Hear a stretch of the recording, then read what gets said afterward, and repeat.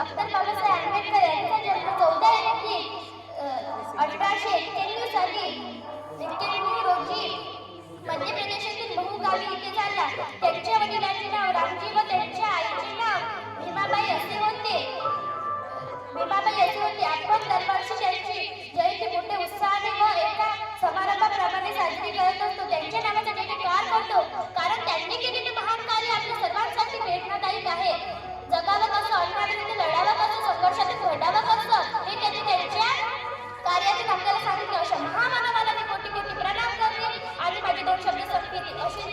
अशी माझी 2 शब्द संपते.